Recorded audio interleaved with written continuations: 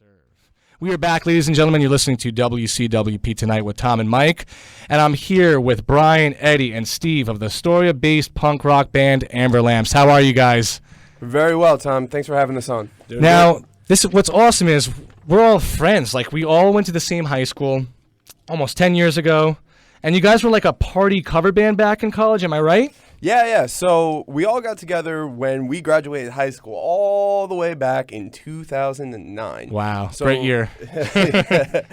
So Brian and I got together and we said, you know what? We love music. Let's get together. We're going to throw a party when I graduate. Right. And it was like super cool, you know, with like all of our friends at 17 years old drinking soda. Oh, yeah. And we hung out in the backyard and we did a whole bunch of Green Day covers for my grandfather. That's who was, like, awesome. sitting there with his his pinkies in his ears. Yeah. And it went terribly, if I might add. It was not very good. It wasn't your strong show. It did show. not go well. So you guys started off playing covers. It's like how like a lot of bands usually start. Like, what got you guys to want to start writing music together? Like, what was the first song that you guys went in and did? And is it on the album, the new album? As a matter of fact, it is. So we went right after that party. We decided, let's just keep playing. We got the whole summer before we go to college, and so we were playing one day, and we took a little break, and we came back, and EJ just said to me, "Hey man, I got this melody that I wrote here," right? And he just played it for us, and we just started jamming out to it. And he asked me, "Hey, what do we think? Do we want to try to write a song?" And he said, "Do you have any lyrics?" And I said, "Well, I don't, but I have a melody in mind, so let's just play it and see where it goes." And this is the middle of the summer, and my God, tell me it's Eddie's Basement. Eddie's Basement. Wow. And the first verse of Eddie's Basement was completely ad-libbed in the middle of a practice. Wow. Just complaining about how hot it was. So it's just pretty much a song about a hot, steamy, sweaty basement and a bunch of men. Exactly. Yeah, 3 dudes in the basement. So that was the first. That's awesome, man. That was the first song you guys ever wrote. Hell yeah, man. That's crazy. That song is 7 years old. Let's take this in right now for a little bit. This is the first song of Amber Lamps. It's got that early 2000s Green Day sound, this pop punky, like almost like MXPX, Fenix TX kind of feel to it. You agree with Steve? Yeah. Oh, you guys got to share a mic. No, yeah, my bad. No, yeah, never thought about that. Yeah, it's a good assumption. Not bad. Better than my first song I ever wrote with my band. It was a song called "Gone," and it was like a 14-year-old massacre. So I got to commend you guys on your first song. Now, what are some of the bands that got you into music? Like Eddie, what got you into playing bass? Oh, it's a funny story actually. You remember? Well, I guess we have time for a short story. So, yeah, absolutely. You remember back in high school? The talent show was like the big thing. That was the big thing, yeah. Everybody went crazy for the talent show. Yeah. And it doesn't make any sense. We'd have some celebrity judges. There would be like 1,500 people there, yeah. The long story short is I was a guitar player. And I was Really? I was in a metal band, and I was shredding on the guitar. And I kicked one of my best friends out of that band because it wasn't working out, and I felt like such a jerk. Really? So the next year, he was like, "Hey, we got our good friend Marianne Brown. Yeah. And she's a fantastic singer. You want to do a Paramore cover for the talent show? Oh, wow. But we need a bass player." And I was like, "Listen, I was a jerk to you last year. I went out and I bought a bass. Wow. And I just learned how to play the bass for that. Dude, because you shred on the bass, man. And I just sunk my teeth into it. I was like, I like this so much better than playing the guitar. And all of a sudden, everybody wants me to be in their band because nobody wants to play the bass. Yeah. So I decided to, make it, and you excelled with it. I put in way too many hours. So yeah. So you put a lot of hours into it. You developed your craft. Hell yeah. And you started listening to bands like what kind of bands were you listening to get you into bass?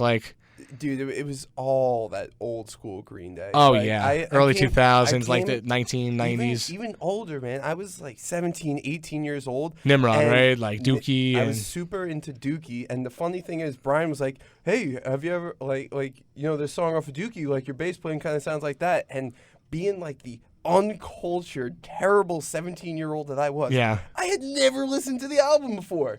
So I listened to it, blew my mind. Blew your mind, yeah. And I was like, "Brian, I got the song about my basement." That's wild. So Brian, guitar was your first calling? How did it all start for you? Oh man, well, if you want to go back even further, when I was 5 years old, I used to be obsessed with things a lot. Yeah. I not ashamed to admit I was obsessed with Hanson. That's awesome. So was I, man. That's crazy. Yeah. But before that, I was obsessed with Garth Brooks. Really? This is the weirdest possible influence for me. But I was so into Garth Brooks. I used to, in my backyard, I would pretend that the deck we had was a stage, and I would throw like... You play pretend, right? I Play would pretend, yeah. play the songs, and I would act out the concerts that I had on VHS tape. That's how in it the all starts, backyard. man. Yeah. And I tried to learn to play back then. I was maybe 5 or 6 years old, and they told me my hands were too small. But I had Wow. this little, maybe 3/4 size acoustic guitar, and it was just Right. always in my room. That's And wild, so, man. like 6 years later, around 7th grade, I just kind of saw it there in the corner, and that was right around the time I was getting into like Blink-182. Yeah. And I said, I want to learn to play this thing again. So I started taking lessons then, and I've been playing ever since. It's crazy because I could relate so much to that because that's how it started for me. I used to play pretend with this little toy guitar and sing along to the Mark, Tom, and Travis show and pretend I was like Tom DeLonge in concert. So that's crazy. So, Steve, you're a drummer. How did you get to the point where it's like, I'm not going to play guitar, I'm not going to play bass, drums is my thing? What got you into it? Because you're like in so many bands, right? I've been in a lot of bands. Yeah. Drums have always been my first, and have Yeah. always been my main. Right. That has never changed. I've played bass in bands, I've played guitar and write songs myself. But Right. drums has always been my baby. It's my love. That's awesome, man. And so how did you guys, because you guys have had a big history with drummers. You've had your uncle play in the band. Uncle Joe. Yeah. And so how did you come about becoming a part of Amber Lamps? As you know, I used to run the open mic at Fitzpatrick's. That was where some good times. R.I.P. Tuesday nights, I yeah. love Fitzpatrick. I miss that bar. R.I.P. Yeah, that was some of the best times of our lives. Absolutely, And, yeah. They came in, they had the Green Day cover band having a blast, and they had Amber Lamps. And they had a drummer, and they were great. And I liked the band. The songs got drilled in my head. Yeah, we used to drink and party to you had guys. fun. Yeah. So when I already lived in Astoria, I live in East Elmhurst, close. Brian was already moving. Eddie was thinking about moving to Brooklyn, and the drummer just didn't want to do it anymore. So I said, I'll play drums with you guys. Like I need people near me. That'd be great. And Right. Worked out perfect. That's awesome. At And our first band practice on my birthday last year. That's awesome. And you've been enjoying the band so far? Oh my It's God, been looking like a ride, man. I've been in a lot of bands, not one like this though. Well, you guys have just released your full-length album, Plaidypuss. Am I saying that correct? Yeah, Plaidypuss. And when we come back from this break, I want to really delve into this record. It's a great record. I'm going to arguably say that it is the best thing that's came out since Green Day's American Idiot. I think it tops anything that they put out in the past 12 years. That is high. So stick around, guys. We're going to take a quick commercial break, and we'll be back after these words. We are back. We have a caller for Amber Lamps. Hi, you're live in the air. Yo, hey, barely hear you there. What's happening, son? Yo, what's going on? Best band in the world right here. Oh, yeah. Who's speaking? Thank you very much. Who's speaking? My name is A-Dog. Hey, dog, what's going on? Chilling, playing some Gears of War. I figured I'd holler to the ambulance, son. That's what I'm talking about, man. You guys got some good fans out Number there. one fan. Good people, man. A-D-O-double-G. What up? Thanks, man. Much love, brother. Yeah, listen, man. Thank you for calling, man. You got anything you want to say to these guys? What do I got to say? I'm so proud of them. I concur, man. I love how you said that. It's the best thing since American Idiot. I agree. Absolutely. You know what? All I do is listen to rap and hip-hop, and, I'm really drawn to this, though, That's awesome. For someone to be into rap and hip-hop and appreciate this music, I commend you, man. That's awesome. Oh, yeah. Steve forgot to mention he can spit some rhymes, too. Respect, A-Dog. Oh, absolutely, man. I've seen Steve in action before. He's wild, man. He's got some chops. I was waiting to hear that, Yeah. Maybe a little later, son. Man? Maybe a little bit later. There's no curse words in here. It's hard to do. It's hard to not curse and rap. I know, man. It's hard because we're on the air and you got the FCC and there's some regulations. They're called sentence enhancers. Hey, it's all right. This ain't, we got to keep it nice for the fans. Absolutely, man. Absolutely. Well, listen, man. A-Dog, thank you for calling in and enjoy the interview. Awesome. You got some fans calling in. Listen, guys, if you're listening out there, feel free to call in 516-299-2790. 2790. I have to ask, you guys are all massive Green Day fans? Yeah. I'm a fan of 21st Century Breakdown. What do you guys think of it? I think that it's definitely got some songs that are like total bangers. Like we love the one that stands out to me is Horseshoes and Hand Grenades. Yeah, I mean, Where I can't even sing the first line, but like it just comes in, and what really gets me about that is it was produced by Butch Vig, who he's done a lot of work with the Foo Fighters. He did Nevermind, and I love the production quality on a lot of the old Green Day albums, especially American Idiot, more modern day production. But the work that he did on 21st Century Breakdown is absolutely incredible because once you think that they've come in and they've hit their peak and they're really coming at you, pause. Comes back in twice as big, and it's absolutely. I think it's really good. WCWP Tonight. Oh, we got a call coming in. I think we got another caller for you guys. You guys, some hot stuff here. The lines are blowing up tonight. Hello. Mike, you got anyone on the line? I'm gonna be risky with this one. Hello, you are live on WCWP. Oh, no one's there. Nothing. That's cold. Well, listen, if you want to call in, 516-299-2790. That was probably my dad. Hi, Dad. I want to go to the record right now. One of my favorite songs on your guys' new record, Plaidypuss, is the opening track, Discretion. There's something like angsty about it, and the melodies are awesome. I've never heard it live before, so it was definitely like a hard-hitting song for me. What does this song mean to you guys? Is it exactly what it sounds like? Is it an angsty song? Yeah, In a way. it's So we had ideas for this song, and when we were writing it, as we always do, we just we got a melody going, and I'll just ad-lib stuff.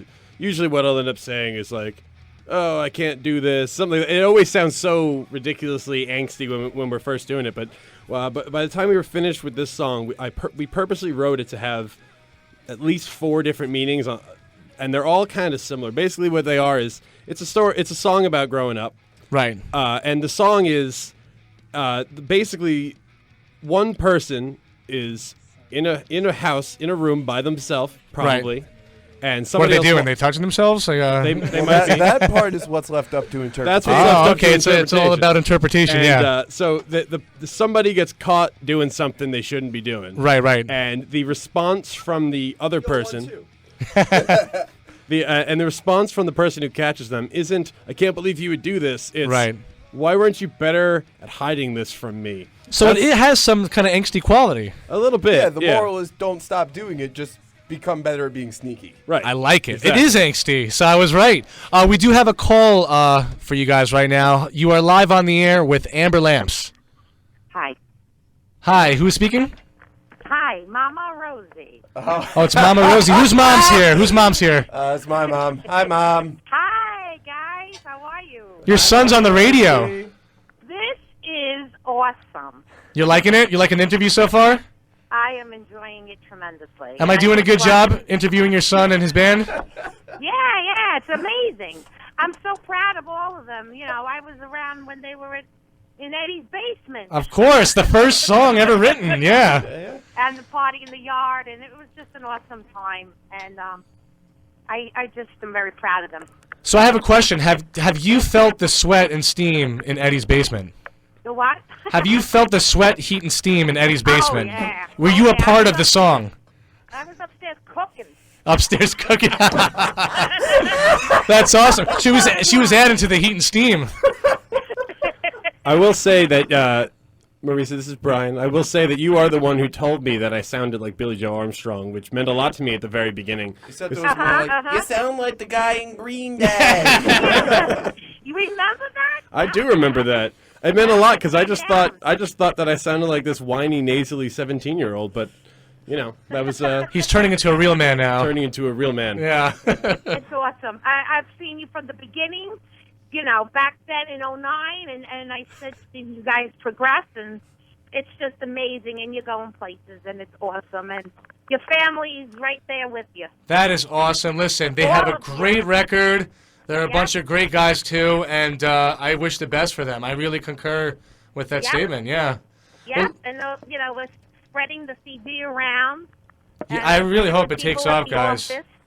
This is they're doing the right thing. They're getting a whole That's team right. behind them, ready to take the nation by storm. Well, listen, thank you for calling in. Your son loves All you. right, God bless. bless you guys, and we'll see you soon. All right. Thank you for calling. And thanks for You're keeping us welcome. humble. Thank you.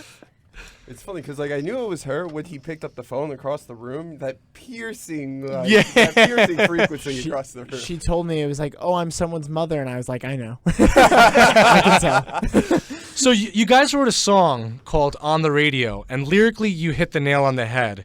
The radio is garbage these days, and it's all oversaturated with this pop techno stuff. What does it mean to you these days, modern music? Is rock dead, or do you think that it's making a comeback these days? You know, at the end of the day, people have always been like, "Oh, this is dead. That's dead. Rock is dead." You know, whatever that they're into, they're like, "Oh, this is dead." But is it really dead if we're here doing what we want to do and just continuing to do it? Because as long as we're making music, as long as people are coming to see it, it's not dead. It's not dead, no. It doesn't matter. It's not dead if until it's there's no one there. It doesn't matter if it's not like the biggest thing in the world. It doesn't matter if, you know, this pop music is running the radio right now. Right. It's not dead. Yeah.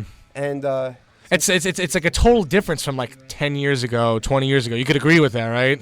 Well, the big thing that changed for me was I remember driving to school, high school, 2009 again. Right. And we were just listening to K-Rock all the time. And then K-Rock went away. Yeah, K-Rock was like the thing. And then 1019 RXP stepped their game up, and all of a sudden they're playing all this great new rock music, and then they went away. They went away, yeah. They And- used to be CD 101.9, I believe, yeah. And that's what that song is kind of about. I'm like, I don't even know what to listen to. I don't even know where to find new music anymore. Dude, when I heard it, I was like, yes, they hit the nail on the head. Everything is garbage. And this is pretty much saying what I've been saying the past 7 years. Because I feel when 2010 hit, it was like a smack in the face, pop techno, new music. Before we go into this next phone Oh, call, yes. I just want to say Tom is the one who, when we played our top songs of the year, he did play Closer by Chainsmokers. I know. Well, that's because it reminded me of this beautiful lady right here. That's my fault. Sorry. It's because they name dropped Blink-182. Yeah. Yeah, well, pretty much. But we do have a call. Yeah, we have a on phone the call. line. Are you there? Yeah, so you live with Amber Lamps. Hey, this is Jay. Hey, what's going on, Jay? What can we do for you? EJ's roommate. Listen, Jay!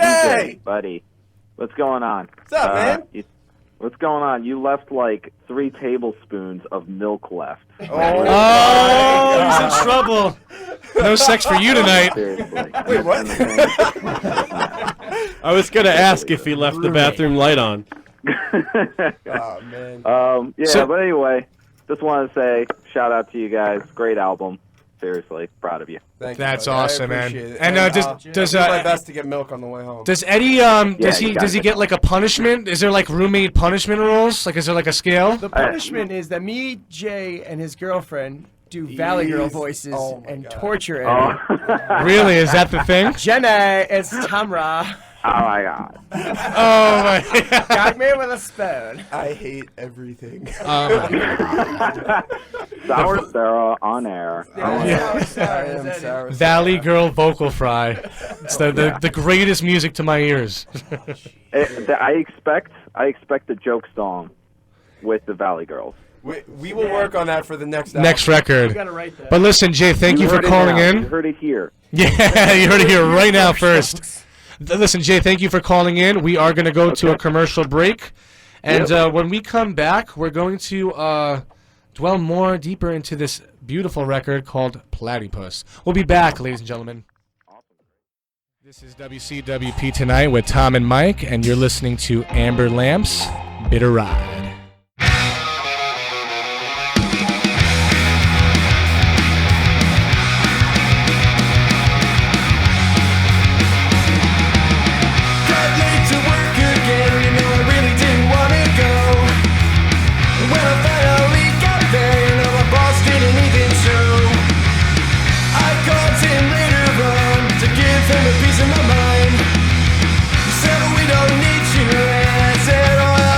Fine.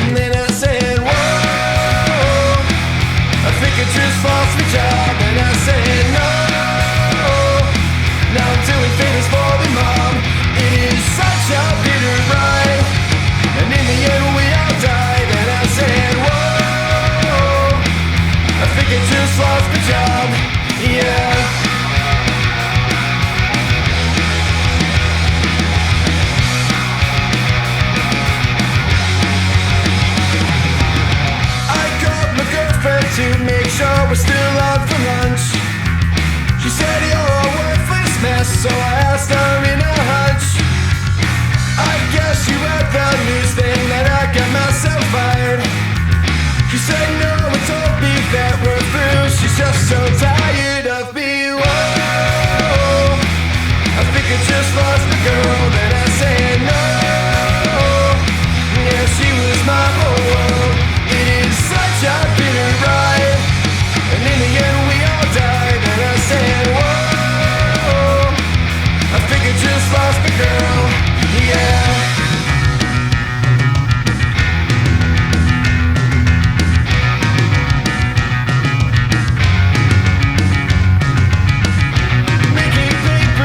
Just to pass the time in bed. When my landlord knocked, well, came in and he said, I don't know where you've been and I don't care where you went, but if you think you're living here, well, you gotta pay the rent. Then I said, whoa, I think I just lost my house. Then I said, no, gotta crash on my parents' couch. It is such a bitter ride, and in the end we all died. And I said, whoa, I think I just lost my house. Saying, whoa, I think I just lost my mind. And I said, no, this world's cruel and so unkind. It is such a bitter ride, I think we're all gonna die. And I said, whoa, I think I just lost my mind, saying whoa.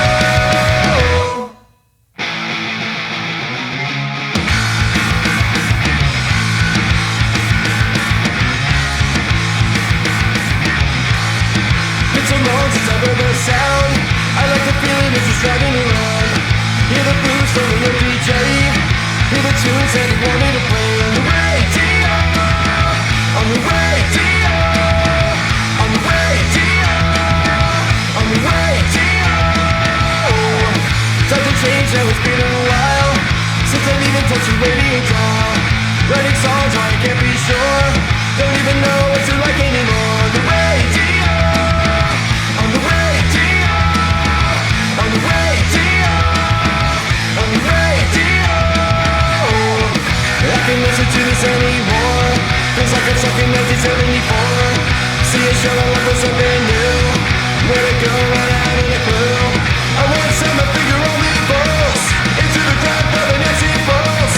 Now I'm stuck in a vortex, I think I'm falling away. Even so, I will do the dance, because I know if I was given a chance, I'll make nice so we get along, and maybe one day I'll hear my song on the radio, on the radio, on the radio, on the radio.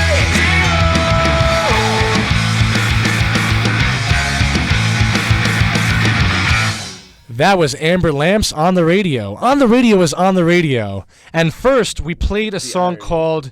Yeah, right, the irony, right? we played a song at first called Bitter Ride. It's like very cynical in a way. It's like such a happy sounding song.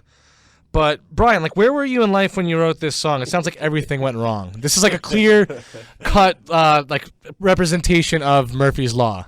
Yeah, well, this is this is maybe 2010, 2011. Right. Where I was really just trying to challenge myself from a songwriting standpoint. And, you know, I had issued a couple of challenges to myself. I wrote a song about haggis, you know, the usual. Yeah. And EJ one day he messaged me and he said, "Hey man, I want you to write a really, really depressing song, but I want it to have the happiest melody." It does. It sounds like it sounds like old school Blink or something. It's like, all right, let's party, you know. And the first line that I come up with as soon as I finished writing back, yeah man, I'll see what I can do. I just got into my head. Whoa! I think I just lost my job. Because like that just sounds like it's catchy as hell. Opposite of what you would say when you lose your job. Yeah, that's exactly what happened. It's like, woo! I just lost my job. Yeah. And so that one just came out really quickly. It's just basically I took a country song. That's awesome. You know, and just and just flipped it and made it a pop punk song. Yeah, that's crazy. Because like I mean, like you go through some deep stuff on this record, like the song Adrenaline, like. You talk about like mental illness in a way, like having all these panic attacks and anxieties and depression. Like, what was going on in your life when you wrote that song too? Was it around the same period that you wrote Bitter Ride? It actually was. This is though, the real one. This is the real one. This is like the real meltdown right here, right? We're doing deep cuts and deep cuts, if you know what I mean. Yeah, yeah. So I just got that. Oh, that was good. So, for as long as I can remember, I've had panic attacks. Yeah. When I was maybe 6 years old, I was really into Garth Brooks and panic attacks. Those are my two big things. Great. And they used to just happen when I was trying to go to sleep at night. Really? And, and I would run downstairs. I'd be like, I'm scared. And my parents would be like, would you have a nightmare? No, because I was awake. I was sitting up in my bed freaking out. I don't really know what that was. Right. And it took years and years for it to just get worse and worse and worse. Right. And then it got better, and then it got worse and better and worse. It's just been doing that for the longest time. Have you ever resorted to like pills or going to therapy or like anything like that? It wasn't so much of a depression kind of sense, right? More of anxiety. Well, so freshman year of college is when it got, for the first time, that it got the worst that it was. And it was around that time that I went to counseling at my school. Right. And then it went away for a while. And I don't know if it was just me getting used to school that made it go away for a while, or the therapy itself. So, and then I went back to not doing it, and then 2 years later came back and went back to the counseling and went away again. And then after college, it came back a third time. So I got just followed you throughout life. It just followed me, and it kept going through waves like that. So how do you cope with it on like a daily basis? Is it still with you present today? Like is it something that comes in waves, or is it something that like overtakes your whole life? Well, for a while it did. Right. Back in college when it happened, I started thinking, did I make a mistake going away to college, period? Not just the usual questions that everybody has, like, is this the right school? Am I going to meet friends? Was it even a good idea for me to go away to college at all? And so it just kept coming back. And after years of resisting, I finally saw a psychiatrist and got a medication. Oh, so you got some medication for it. That's good. Yeah, has it been helping? I've been pretty much panic attack free for over a year now. That's good, man. So finally having there's there's some control over it. But hey, listen, it created some good songs in the mix, right? Yeah, we got two songs about that. The last 4 tracks in the album, we call them the quadrilogy. It's Adrenaline, It's Not Alright, James, and Legacy. And It's Not Alright and Adrenaline are both about my issues with panic attacks. Right. And I want to go into that. Eddie, you went through something very difficult and tragic over a year ago with losing a brother to an accident, which I'm really sorry about, man. I was driving by where it happened the other day, listening to the song James on the record, and like literally got the chills. One thing I have to give you praise and commend you for is how you were able to get on stage and still smile after all that happened. How did you cope through that time? Was music an outlet to deal with everything that was going on? Yeah, I mean, at the end of the day, it just kind of made me really think about the way that I was living my life, in the sense that I did things like I was supposed to. I woke up, I went to work, I made money, and I came home. Right. And, he died at 21, and like I was older than him. And it just kind of struck me to my core, in the sense that I want to do the music, and I want to do some traveling, and I want to be living in the city, and all these seemingly small things that I just kind of thought, hey, I'll get to it. I didn't really put like a timeline to things. Right. But really, when things happened, there was no way to continue doing things kind of, half-heartedly like I had been. Right. There's no way to continue life the way it was, because it never would be the same. So my choices were to basically give up, or to put more fuel on the fire, and you step chose the forward. latter, man. That's what it seems in my eyes. I feel like it's something that like pushed you. It's not something that made you like give up, because I feel like just seeing you on that stage, man, that smile, like it's like nothing ever happened. And like I never talked to you about it, but I've been trying to figure out what was going through your mind, how did you get yourself to the point to smile and laugh and look like the world was in your hands on that stage? The thing is that you don't really know. It's not something I could write down and explain to you. Yeah. It's something that it's like you are in this, terrible place, and Right. you can stay there, or you can say, life has to go on. Right. And make it go on. Right. And Steve talks about before we get on stage, we have like a nervous energy, and that's kind of what this was. It was like a terrible feeling, but it was an energy. Right. And it's something that I took and made it into this record, made it into Right. how I carry myself every day. Right. And there'll never be a day that goes by that I don't think about like what life was and what it could be, or what Right. it could have been. Right. But what am I really going to do? Yeah. I mean, I'm going to keep moving forward.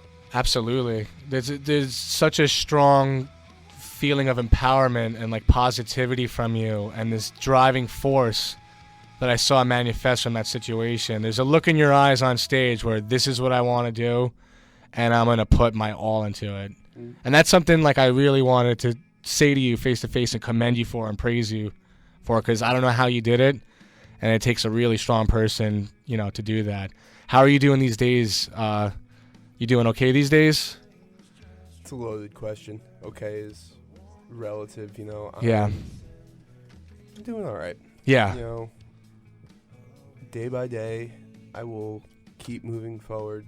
Working, living, and just because pushing I'm through. always going to be standing. I'm always going to be moving forward, and I'm never going to just stop and give up. And Absolutely. that's just how it is. I mean, it sounds cheesy when you say it that way, but Yeah. it's kind of the truth. Like, what else am I going to do? Yeah. There's nothing. I mean, you're doing the best thing that you can do for yourself. Absolutely. It's either wallow in it or just, push forth and make those positive changes in your life and enjoy life, Yeah, and we have the song James. Which It's is such a obviously- beautiful song, man. It It just played in is. the background as we had that deep conversation right now, and it goes from slow. It's got this melancholy like softness to it, but it's like it goes hard, and it's like you scream, "It's not fair!" Yeah. At the end. It's just so powerful. I really got to give you so much props for that, man. Thank you. But on that note, let's take a little commercial break. Let's cool down from that intense emotional talk, and we'll be back after these words. Hey guys, you're listening to WCWP Tonight with Tom and Mike, and this song is called "It's Not Alright" by Amber Lamps.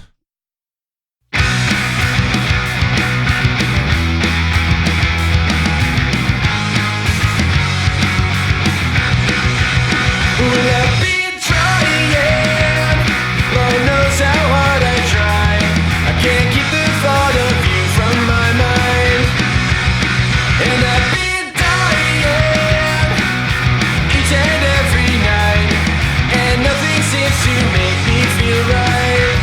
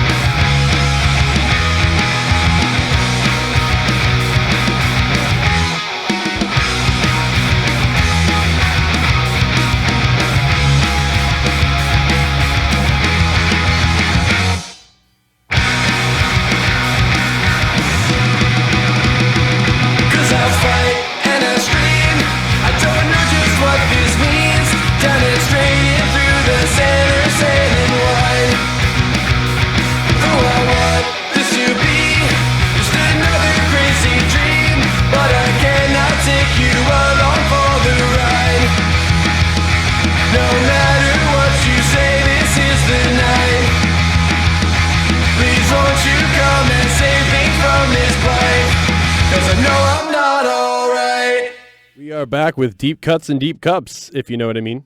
Yeah, back. We're here with Amber Lamps. There's so much I want to talk to you guys, but we literally have like 10 minutes left. I want to talk about a song on your record. At 320 beats per minute, your fastest song on the record, it's a song called Punch Rock. Mike, do you have it there? I want to just sample it a bit for the people. I want to get some more Amber Lamps for the people out there. Look at this. Fast. Is this really 320 beats per minute? Yeah, that's what it was when we recorded it. I can imagine, like, were you guys all charged up when you wrote this? Like, I can imagine you guys were all hanging out, drinking some Jack Daniels, and we're like, let's write a fast punk song.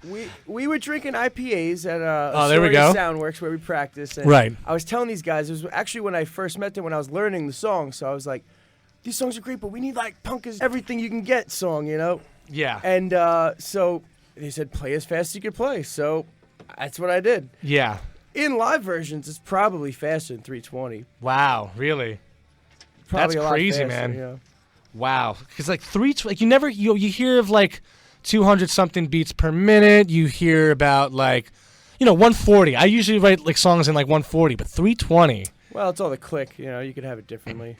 And has there been a moment for you guys where you're like, wow, we are on to something? One of the realizations, like, we're, like, making it, or, like, was there, like, a certain show that you were like, this is what's up? What really does it for me is the record itself, in the sense that, I showed it to you, I showed it to, friends, family, and things like that, and they hear it and they go, wait, this is you guys? Yeah. And it's like, at first I heard it, I'm like, yeah, this is us. Like, what'd you expect? Like it's like a renewal in energy, almost right? Feeling like a little insulted. I'm like, yeah, like, right. Like we're good. And then I just realized it's like, no, like they're actually blown away by the way that this came out. And it would be an injustice not to talk about Mike, who's Mike Mazzata at Providence Music Group, who's incredible at what he does and the work that he does. He put in so many hours and got this over to Masterdisc with worked with the mastering engineer Scott Hull, who's done tons of huge projects. And it just came out so it's great, man. It sounds like you guys put a lot of money in production and work into this. Yes. There was a lot of money. Yeah, that's awesome. So what do you guys feel about modern day pop punk and the evolution of pop punk? Like, I feel like you guys have the core of what pop punk used to be. It has this early 2000s sound, and it's just so raw and genuine. Was that something you were intentionally going for, starting the writing process of the band? Like, we're gonna bring that old school vibe back. The writing process of the band is very organic, in right? the sense that we don't sit down and say like, "Hey, we're gonna write a song that sounds like X, Y, or Z." Right. Brian says, "I got a guitar riff," and I'm like, "Okay, how about we sing this over?" And it's just organic. We work together. We bounce ideas off of each other. And as far as modern pop punk goes, Weezer, which is not really pop punk, but Blink-182, yeah, they were up for a Grammy. I know. In modern times, they're up for a Grammy. But when I say modern pop punk, I talk about bands like Knuckle Puck, or like The Story So Far, or like, I don't know. It has like this very breakdown-y kind of essence to it, and it's not like what you guys are doing. You guys have this organic, raw, old school sound. Well, we always just decided, we're like, look, let's just write the songs that we want to listen to. We got the song, right? For example, Between the Lines, right? And I was at a Fall Out Boy concert a few years ago with my girlfriend, and I felt like I was 100 years old. Right. We were the only ones there who weren't 14 years old or those 14-year-olds' parents. Right. They were playing with Wiz Khalifa. It didn't make any sense. So we were there, and in between the sets, I had this melody that I was working on, and I just kept thinking, I'm like, what am I? I was 22 years old. I was out of college for a year. I had a job. I was making money, but I was still living with my parents, and I was in this weird sort of in between thing. I'm like, there should be a song about that. And then I thought to myself, wait a minute, I can write a song about that. Right. And that's how that one came out. And so I'm just like, if you want there to be a song about something that you're dealing with, be the one to write that song about what you're dealing with. What do you guys think of the bands today, the pop punk bands out there? I honestly wouldn't know where to find them. Really? So you guys aren't like up to date with modern pop punk bands per se? I would like to be. I honestly don't know where to find them. I mean, that's what On the Radio is about. Yeah. I don't even know what to like anymore. I don't. Yeah, man. I want to like some new stuff, but I all the new stuff I'm getting into, all these new rock bands that are all getting really famous right now. They're all like folky. Yeah, you know? yeah. And it's like, it's all up Mike's alley, right? Mike loves it. But Mike, do you like the folky stuff that's on the radio, or is it more of the obscure, like the indie, like underground stuff that you're more into? Do you like the stuff that's on the radio? Do you like listen to it and like jam out? I don't even listen to our show. Really? I don't listen to the radio. I just kind of like, what are people posting on Tumblr? What is like, I go to an artist I like on SoundCloud. What artist did they favorite? Right. I don't know these artists. Yeah, yeah. But and I feel like pop punk, the only band that I'm like finding other pop punk bands through is Modern Baseball. Yeah, yeah. And most of the bands they tour with, I end up not liking. Yeah, so that's like, that's Modern Baseball is affiliated with a lot of new pop punk bands. Yeah. So, guys, closing your record with the song "Legacy," what do you guys want your legacy to be? What is the future for Amber Lamps? Well, we're just gonna keep doing what we're doing. This feels good. We like it. Yes. We made a record that everyone in this room and everybody who's touched it is, super, super proud of it. Whenever we're trying to get people to come to our shows, we always just say to ourselves, I mean, we could just be lying here, but we're always like, we just want them to listen to it. Like, we know if they've heard it. Right. Because we know, we really feel that we know that people are going to like it. Right. We think, I mean, not to inflate our egos here, but we think it's well written. Right. We know it's recorded really well. Again, shout out to Mike Mazzata from doing a massive amount of overtime to get this thing to sound as good as awesome, it does. Yeah. But we bring energy, and I've seen a ton of local bands now playing these shows with them, and don't get me wrong, they're all great, but a lot of them are just kind of lacking that energy. Yeah. No, I hear you, man. It's like pulling teeth with some bands. Unless you are Fox Hollow. This guy dresses up in drag and has the makeup and glitter. He is like a performing artist. But yeah, a lot of bands just stand there, and it's definitely not that oomph that you guys have, or a few select bands in the local scene. So that's awesome. You guys want to have any last things you want to plug? Your new record, Plaidypuss, has been out since like January, right? January 13th. Where can the beautiful people of the world find it? So we have, it's available on our Bandcamp page, which would be bandcamp.com/amberlampsny. Or is it amberlampsny.bandcamp.com? It is amberlampsny. Oh, I'm so good at the Bandcamp URLs. That's good. It's also on iTunes, Google Play, basically anywhere you want to get music. If you punch in Amber Lamps, it's going to show up. We made a point to get it just about everywhere. And we got Amber Lamps NY on every social media site that we could find. And one thing I want to ask you guys before we go to your closing track, Legacy, to close off the show, how did the name Amber Lamps come about?